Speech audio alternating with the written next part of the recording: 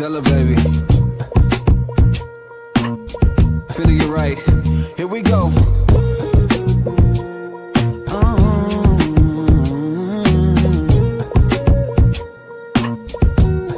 Yeah, listen.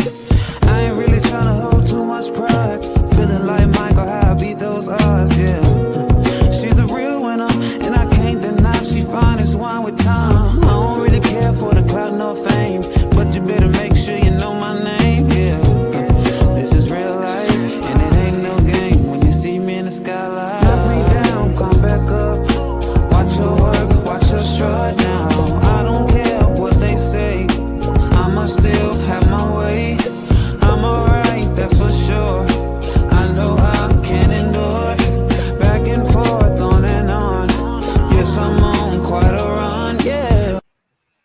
Welcome to Rooted Within Her, your go-to podcast. We are founded off of Colossians 2:7, where we are rooted in Christ, strengthening our faith, and overflowing with thankfulness. I am Brittany Bossup, your host, a devoted mom, veteran, mental health therapist, author, international keynote speaker, and your wealth and wellness coach.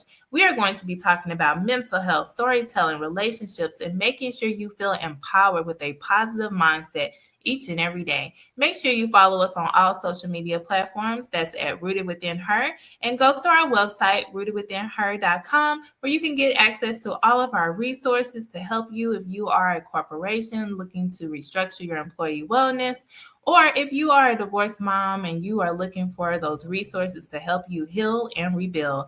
This is your go-to podcast. Again, that is rootedwithinher.com. Sit back and enjoy. Welcome to Rooted Within Her. Today we have a very, very special guest. We have Mr. David S. Hi, David. How are you? What's going on? I love your intro, by the way. That's just fantastic. You got a great vibe. Thank you. You know, being in mental health, you have to bring the positivity because, as we know, people are always saying something, doing something, trying to dump everything on you. You're like, you know what? Let's find the positive. What's the positive? And so, one thing I do whenever I start my sessions, I'm like, what? Tell me something good. Tell me two good things. And for some people, it's so hard to find it. And I'm like, that's because our brains are wired to look for negative. Like, think about the news. They're always asking for, they're telling us the negative things because we remember those things. Social media, people put negative things and people run with that. But if you post something good that we're doing for the community, you might only get 2 or 3 likes. I'm like, come on. Yes. Awesome. I'm totally tracking with you. It's it's you get up in the morning, you're kind of scanning for threats and what's going on, and you kind of get that maybe a protective mentality going. But boy, I tell you, when you choose, to just look up a little bit, right, and to shift your thinking just a couple of degrees, it's amazing, what starts to happen internally and then externally and so on. Yes. Well, tell us about yourself. Who are you and what do you do? Yeah. So, well, thanks again for having me. I remember when I was listening to a few of your podcasts, I again just loved your vibe. I love hanging out with people who are, just other centered, and they're wanting, to bless people and to, cause them to look within, look up, and so on. And so, just glad to be here. So, my yeah, I've got kind of a funny little story. I grew up in a little town in Minnesota and moved to Nashville, Tennessee, years ago, to be one of the famous musicians in Nashville. And it's funny because my story is a bit, I don't know, convoluted in a lot of ways. And I jokingly heard somebody say a while back, some people earn their MBA and some people earn their LBA, life by accident. And what's really neat is as I've kind of gone through the years and discovered some of those things that light me up and so on, the path kind of presented itself. So what's fascinating is I still do quite a bit of music. I'm actually record in the studio recording on Wednesday. I'm recording the song "Open Arms" by Journey, but I'm doing it in Italian. So I'll be the first one to record "Open Arms" in Italian, and the producer is Italian, and really excited about that. It's just a neat passion project for me. But So I run a small company out of my home, and it's called my company is called Quorum Global. The product that I have, there's a couple of them. One of them is called StatGuard Plus, and so years ago, my brother-in-law called me and he said, "Where do I get a thermostat guard with a combination lock?" And it's just a simple, better mousetrap situation. So it's a box that goes over thermostats to prevent people from tampering for obvious reasons. And it's mainly for commercial properties, right? For restaurants and offices and churches and where there's a lot of people. And the funny thing is I was actually working for a large telecom chain at the time, and overseeing 75 retail stores, and of course we used stat guards in all of our stores because we all get the thermostat wars, right? Everybody's jacking around with the thermostat. But the funny thing is when he called and said, "Where do I get one with a combo lock?" I knew instantly it was a really great idea because nobody in our stores could keep up with that little key. Mm. And so, long story short, we started a business together, and I ended up kind of running with it. And it was a long slog, out of the beginning because I had no idea what I was doing. Right? I'm a wannabe vocalist, and with a lot of passion, a lot of heart, and had no idea how to run a business and product development and all that stuff. So it took years to get that going, and since then, and I'm grateful, we're actually in 3,700 retail stores, and yeah, hopefully more soon. We just launched a new product here this year called the Lockbox Pro, and that's for the Pro channel. So it's a thermostat guard that has a combination lock with a key with a couple other features, and that's going to be really for the Pro wholesale channel.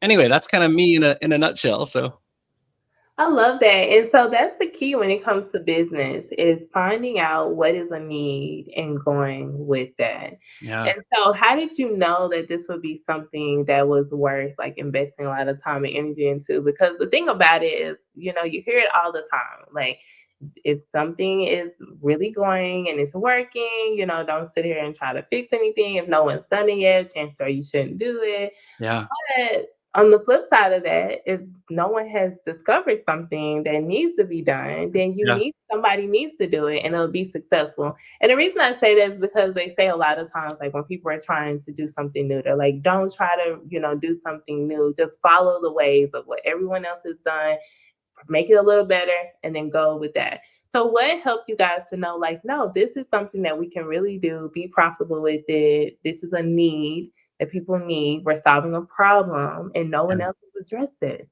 Yeah, so I think there was obviously a little bit of uncertainty out of the gate, right? Because sometimes if you make a product that's just slightly better than something else, it doesn't mean that people are going to buy it, right? It's so there's obviously uncertainty and risk out of the gate. At the same time, I fortunately I had 17 years in facilities management where we used thermostat guards, so I knew that obviously they were in demand, but at the same time, I'm wondering, okay, is a combination lock, a better upgrade than, the key? So, truth of the matter is we didn't know out of the gate. And again, there were those first several years, like, what the heck are we doing here? I mean, one no after the next and people not responding. It was really, really disheartening for about 4 years. And we literally just about decided to take all that went because we bought 7,000 units and did everything wrong, right? Thinking if you build it, they will come. Well, it's just not true. And well, then, it's one of those things too, when you knock on a big door, Yes. just because your product is great doesn't mean, how about this? They might want to do business with you, but what if you can't do business with them? Meaning, when Home Depot said yes, I remember I was actually flying to do a concert. I'm sitting on the tarmac, just hopped on the plane. I sit down, my phone rings, and it was an Atlanta number where the headquarters is. And I'm like, well, I'll grab it. And it was about a 3-minute conversation. I'd been kind of talking to them for, several months. And he said, "David, we love this. We'd like to put you in 1,300 stores." Well, guess what his question was? Can you do this? Woo! I mean, right? It's like you have to stock the shelves in 1,300 retail stores, with a couple of cases of units. Plus, you got to have inventory that's waiting to replenish. Plus, you got to have some on the water. So we're talking hundreds of thousands of dollars. Well, I remember listening to Richard Branson from, Virgin Mobile or Virgin Atlantic. He said, if an opportunity presents itself, say yes and figure it out. Yeah. And by definition, that's an entrepreneur, right? Every day is a new day. You're just figuring it out, which is not necessarily fun, until you get some wins. But anyway, so of course, in the moment I said, absolutely, we can do this. And of course, the whole weekend when I'm singing, I'm excited and terrified at the same time, because I'm wondering, where am I going to get the capital to do this? And I've never worked with a retail store before. Right.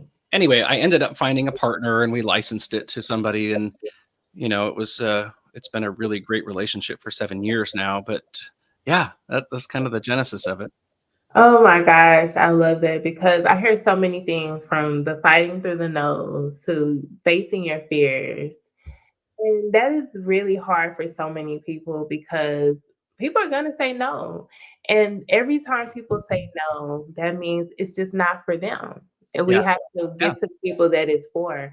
Yep. And we see the vision. Also, that's the other hard part because we expect everyone, including our family, right, to see our vision. Yeah. And it's like, what are you doing? Like, I'll never forget, like, leaving the field of education. It's like, what are you doing? Go back Sure. to the classroom. I'm like, no, God has called me for something so much greater. Yeah. And it's just, the journey has been amazing. But you're right, we have to go through those no's. We go through those sleepless nights. We go through, okay, the providing for your family. And that's the hard piece. And that's why so many times we're working this job, but we know we want this business. So we want to get paid our worth and our value.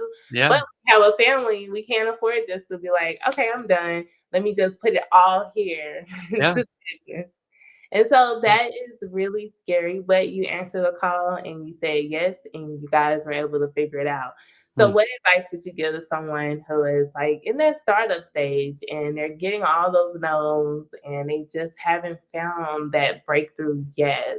Like, how do you encourage them to be empowered and keep going when they want to quit? And even their families like, just quit. Why don't Yeah. you? Yeah. Well, and it's such a real thing. And it's so, I'll let me jump into the deep end of the pool here just a little bit. So I work really closely now with a friend of mine, Dr. Andy Garrett. He's a clinical psychologist. And we, since I've got a bit of margin in my life, I feel like, God is allowing me to do some other things that are a bit more, kind of core to who I am and the impact that I want to have. And so we right now where we go to large corporations and we help them understand internal culture, but we do it in a really unique way. So um, to your question, most people, if you were to ask them, where do we get the word authentic, right? I mean, where does that word come from? Well, there's a lot of people that misunderstand that word. And how about the word identity, right, which has been largely hijacked in our culture? Well, what we do is we end up walking people through this idea that authenticity comes from the word author, right? We didn't make us, right? I mean, you and I have different skin color. We didn't choose that, right? We were born into different families, different times. What's really interesting though is we don't really choose anything. When we're growing up, we are very hardwired. Our personalities, and those of us who have kids, you can tell their little sweet essences are so different in a matter of weeks, right? You can tell their spirit is so different, and what makes them light up or cry or laugh or whatever it is, like from weeks and months, let alone years, is so different. And of course, when you start to grow, you start to identify, right? Identity, like literally write it down. What are those things that you value in life? Mhm. And so, to answer your question, I think that one of the best places to start is really this idea of surrendering to the author. And what does that mean? It means I'm going to sit still while someone asks me really great questions in a great progression so that I can identify, right? I write down all of the things that make me me. So self-awareness is a really important thing. I'm actually writing a book for dads right now called The Guardians of Grit. But so to your point, right? Grit, like what is it that allows you to keep going? Well, when you identify the hierarchy, of your core values, right? What do you value the most in this life? What are your convictions? What do you believe is right and wrong? What are the virtues? We think about this, dent in the universe thing. And when you get really, really clear on those things, well, then your why starts to make sense because it's your why. It's not your dad's or your brother's or, somebody you admire. That self-awareness piece is really, really important. And then that which pulls you forward, right? You've identified it. You understand, this is what is super valuable to me. And this is my dream and the impact that I want to have. And so on. And there's obviously more to it than that. We walk people through about 30 different modules to really help them build self-awareness. But truth of the matter is I think starting, there in a radical, clarity type way is what really is the bedrock for a good life. Yes, clarity. You said something there. So many people are searching for clarity. So, what would you tell that person who is looking for clarity and that person who says, you know what, I would love to work with David? Like his personality is amazing. He's so like centered, peace, and he sings. Like, come on. Well, so yeah, I think well, how about this? The opposite of clarity is what? Uncertainty. That's right. Right. And I remember even asking Dr. Andy one time when I was, started writing my book, I asked him, what's the number one job of a father? And it Mm, was not what I was expecting. I was expecting him to say something about, protecting and encouraging and loving and just kind of some things like that. And without hesitation, he said it's to remove as much uncertainty as possible. ooh, yes, I love that. And but boy, you start getting the shovel out and digging into that. Well, what does that mean, right? I am loved. I am safe. I am, like if I'm talking to my son Parker, I've got your back, right? Yeah. I've got everything. Let's do this together. And it's so I think that removing as much uncertainty, thus clarity, so that you understand the plumb line right inside of you. When you can identify all of those fantastic qualities that God authored in you, Mm, man, that clarity starts rising up because what happens then? Whether it's an obstacle or an opportunity, well, you've predetermined what you're going to say yes and no to, as opposed to when something kind of pops up and, shiny object syndrome or whatever it is, you're kind of licking your finger, holding it in the wind, wondering what you're going to do. But when you have real clarity, on all of those things that define your values, convictions, virtues, and I got this from a Nissan commercial, what gives your goosebumps, all of those things, that make you you, man, it's that the clarity really starts to rule your life as opposed to uncertainty. yes. And quieting the noise. Like I tell people, you have to get off from around Mm, everyone and figure out what's best for you. Because people always have so many things they could say, you should do this or you should do that. mm, And it doesn't matter. It's about what God has already told you, what is predestined for you to do. And that goes back to that authorship, like you said, allowing the author, our creator, he's already mapped it out. We have to trust his plan. And that's what just makes it so hard when we're trying to snatch the pen. yeah, And we always end up somewhere we had no business, and we're like, you know what? Here, I surrender. yeah.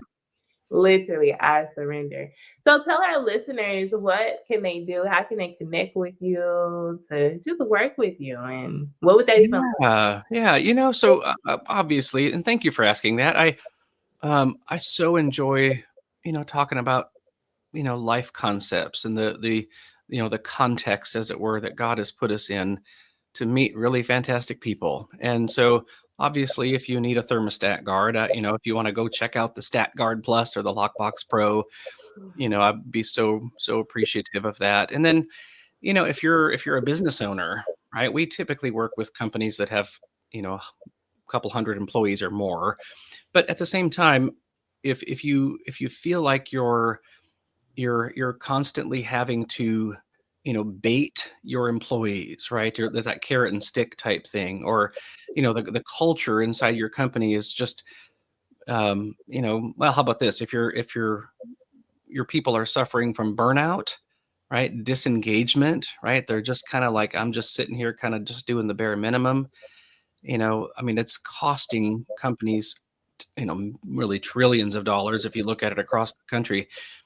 But what we do is to really come in and help people get intrinsically motivated to show up in a way that is absolutely meaningful with their expression on it, so that what? So that they can see their dent, right? And that just the sense of the reward of having an impact around people is kind of that clean fuel to be more of themselves, as opposed to, just kind of showing up and, oh crap, it's Monday, thank God it's Friday kind of a mentality. That's no way to live. And so, yeah, if you want to shift internal culture in every person in your company, thus changing the entire trajectory of your company, that's what we love to do. Yes. And I'm so glad you said it starts internally. That's something that I work with a lot of times with my clients and patients, is helping them to dig inside. And I Yeah. always ask, what is the difference between happiness and joy? And a lot of people tell me, I don't know. Or they get it mixed up and they're like, I thought they were the same thing. I'm like, no, they're different. Yeah. And Yeah. yet And nobody can take that from you. no, I'm with you. And I'll say this too. Yeah, if somebody wants to reach out direct, if you go to David Osk, so my last name is Osk, it's spelled like ask, but davidaskmusic.com, my information is on there. And by the way, if you go on Spotify or iTunes, I about a month ago I launched Open Arms by Journey, but I did it in English and Italian. Yeah. And so I hope anybody listening will listen to that and share it as well. It's a really beautiful song. Oh my gosh. And so tell us, how did you even get into like singing and all of that? Like, I think that is so dope. Very amazing. Yeah, thank you. My mom was a music teacher, so I always tell people when we were little, we were forced to sing. It was like, all right, get in the car, we're going to the nursing home or whatever, we're going to sing for somebody. And so I don't really remember a day where music wasn't a real integral part of my life. But, if I'm being honest, when I realized I can actually do this at a pretty high level, it became a really fun social scene. So for me, it's not necessarily, about the music first. I love music. I mean, who doesn't?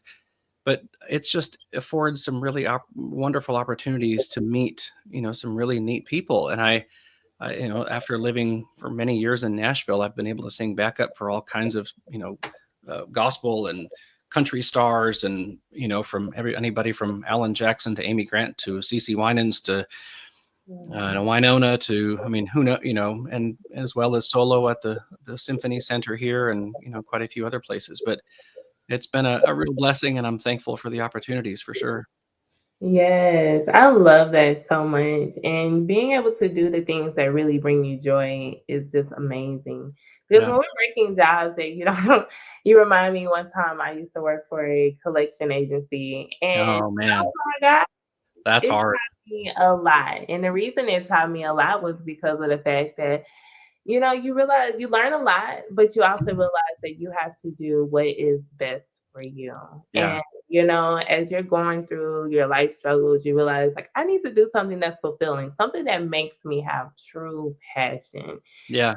That's what it's about. Oh, and by the way, did you know that word? This is another Dr. Andy thing, but the word passion, it comes from the word suffer.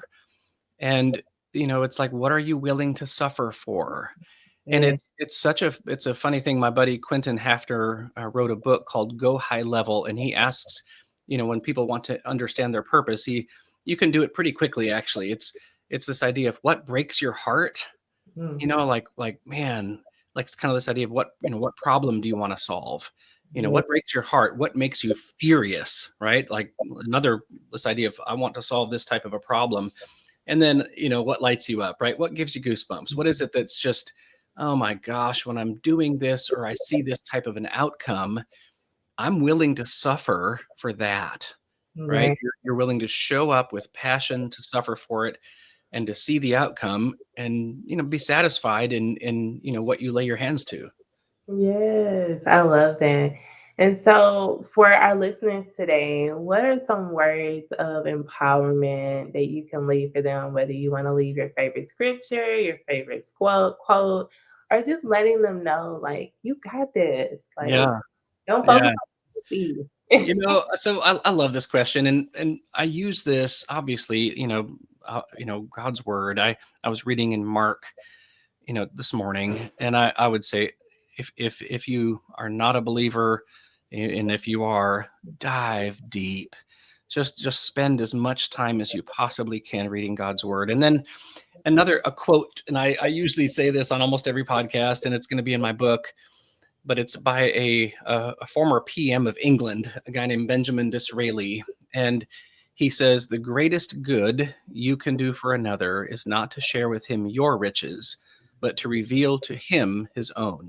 Hello. And I feel like that's kind of my life mission, right? It's like in really the Guardians of Grit, kind of the umbrella is this idea is how can a father understand these things for himself and then hold up a mirror, to his son and say, hey, do you see what I see here? Do you're made of awesome, you, and again, to help them identify their values and convictions and virtues and goosebumps and all these things, and to draw those things out, right? To validate those things, to name them, to call them forth over and over and over until they believe, who God made them to be, right? That's what you call raising or causing someone to rise. So I really believe this idea of, the greatest good you can do for another is not to share with him your riches, but to reveal to him his own is really ultimately this idea of how do we love somebody? Yeah. And I think that's kind of captured in that quote. Oh my gosh, that's amazing. That's a perfect way to end because it's really about, again, us mapping out our own path, because a lot of times we see someone else doing something, oh, let me go do that. They were successful. Then you're like, oh, this is not working for me. Oh, let me go do this. And it's no, we have to figure out what is our own path and Yeah. go with that path. So thank you so much, Mr. Ask, for being here with us today. Mr. David, you have been phenomenal. We're Thank definitely going to have you back on again. You are amazing. We can't wait to listen to your music, get your new book as it comes out. You are phenomenal. Thank you for having me. It's an honor to be here. You're welcome.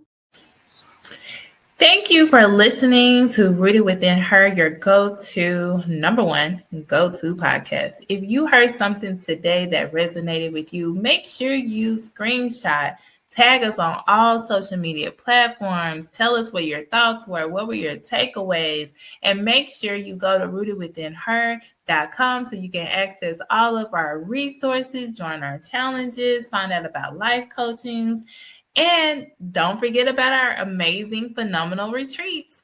So make sure you go to rootedwithinher.com. And again, thank you for listening. And I want you to have a super phenomenal day because you are God's masterpiece. They say I must still have my way. I'm alright, that's for sure.